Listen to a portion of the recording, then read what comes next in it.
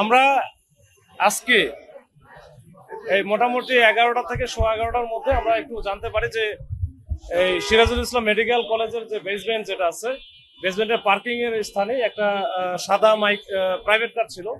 এই প্রাইভেট কারে এখানে ওনাদের যে সিকিউরিটি গার্ড আছে তারা হয়তো বা কালকে খেয়াল করে নাই, আজকে সকালে যখন ওই সময়টা দেখে যে দুইজন ভিতরে আছে তাদের মৃত অবস্থা দেখতে পাওয়ার পরে কিন্তু আমাদের থানাকে ইনফর্ম করে, সাথে সাথে ওসি এবং এখানকার এসি রমনা দুইজনে চলে আসে। এরপরে তো আমিও আসলাম, এসে তাদেরকে আমরা এভাবে পাইলাম যে একটা প্রাইভেট কার, সাদা প্রাইভেট কারের ভিতরে ড্রাইভারের সিটেই বসেছিল, আর সেকেন্ড সিটারে আরেকজন বসেছিল। তো আমরা যেহেতু প্রাইভেট কারটা পাইছি, প্রাইভেট কারের একটু চেক দিয়েছি যে এটার মালিককে। তো মালিকের নাম ঠিকানা বের করার পরে তার সাথে আমরা যোগাযোগ করেছি, সে আসতেছে। আর যে দুইজনে এখনো ওইভাবে পূর্ণাঙ্গ রূপে শনাক্ত করতে পারে নাই, তবে ড্রাইভারের সাথে কথা বলে, মালিকের সাথে কথা বলে যেটা বোঝা যাচ্ছে দুইজনের নাম আমরা আপাতত পাইছি। এটা ভেরিফাই করতে হবে, ভেরিফাই করার পরে হয়তো আমরা বলতে পারবো। আর এরপরে অন্যান্য যে জিনিসগুলো আছে, বিশেষ করে সিসি ক্যামেরা কিন্তু আমরা পর্যালোচনা করেছি।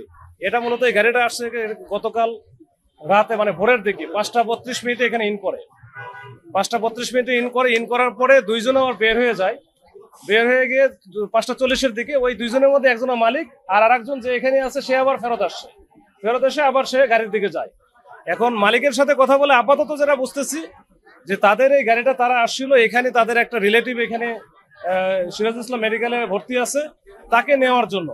এরপরে এই দুইজনকে রেখে মালিক চলে যায় যে ওই রিলেটিভকে নিয়ে তারপরে তারা মালিক হচ্ছে আবার এরা চলে যাবে।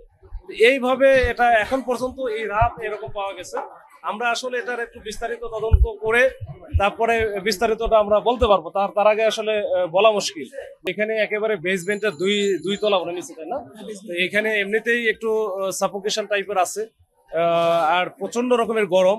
আর গাড়িটা যেহেতু একেবারে বন্ধ ছিল বলতে লক করা ছিল এবং কোনো এসি বা অন্য কোনো কিছু ছিল না, ওইখানে তো প্রচন্ড রকমের গরম ছিল। কিন্তু এই গরম হওয়ার কারণে এই লাশগুলার একটু ডিকম্পোস্ট হয়ে গেছে বেশি।